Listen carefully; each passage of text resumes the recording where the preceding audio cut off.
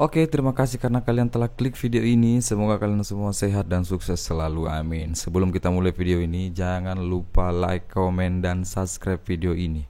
Nah, sekarang kita akan membahas seseorang yang saat ini ramai diperbincangkan oleh banyak orang. Namanya Agus Buntung, atau nama aslinya tuh Iwayan Agus Suartama, usianya 22 tahun. Nah, Agus ini sekarang ramai diperbincangkan karena namanya terseret dalam kasus pelecehan seksual atau pemerkosaan, entahlah tuh.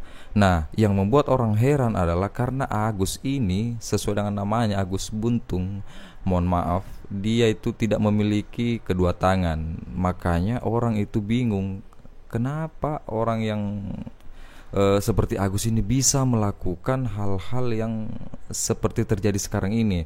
Apakah memang itu murni kelakuan Agus atau dia adalah korban dari fitnah seseorang? Tapi sebelum itu kita akan bahas dulu kasus apa yang telah Agus lakukan untuk kalian yang belum tahu.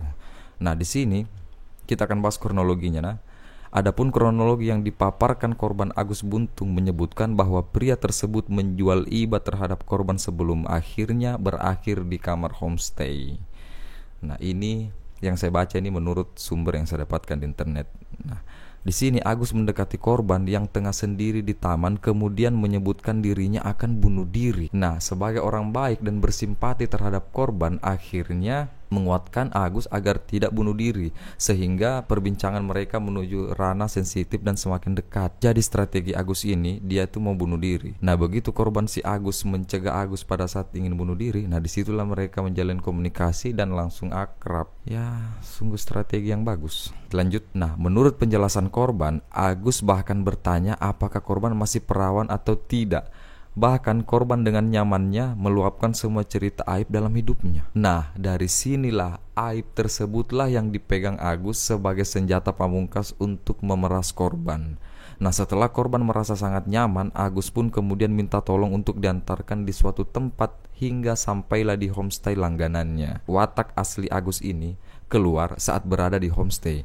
Ia menekan korban dan melakukan aksi bejatnya hingga ada yang berhasil ia lecehkan dengan berhubungan intim. Padahal orang normal saja yang tubuhnya normal, mohon maaf, mungkin sulit melakukan hal yang seperti dilakukan Agus, apalagi seorang Agus yang ya lagi-lagi mohon maaf cacat. Nah, di sini adapun total korban yang berani speak up akan perbuatan Agus mencapai 15 orang dan 4 diantaranya berhasil ia tiduri. Nah, saat ini Agus telah resmi menjadi tersangka atas kasus pelecehan fisik dan tengah menjalani proses hukum. Nah, di sini penyelidikan dimulai dari laporan di sebuah homestay yang menjadikan lokasi beberapa kejadian. Nah, di sini polisi melakukan rekonstruksi dengan memperagakan 49 adegan yang menggambarkan dugaan tindakan pelecehan seksual yang dilakukan Agus terhadap korbannya.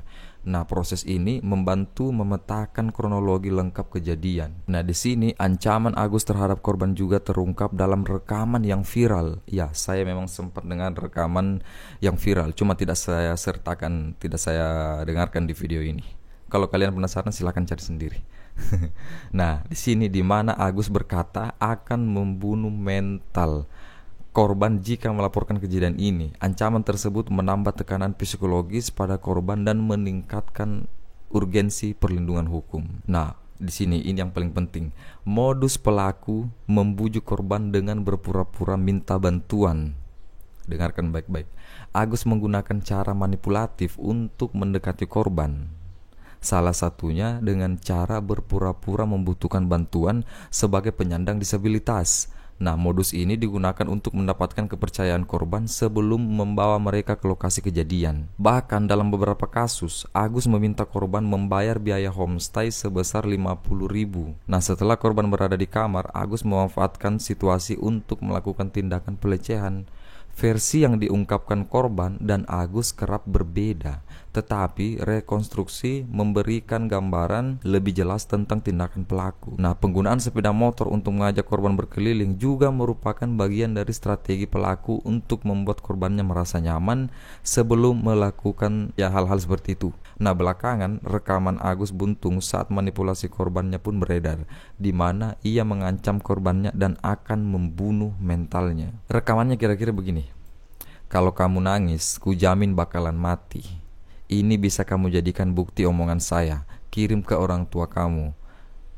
Membunuh bukan berarti saya membunuh, tapi membunuh mentalmu.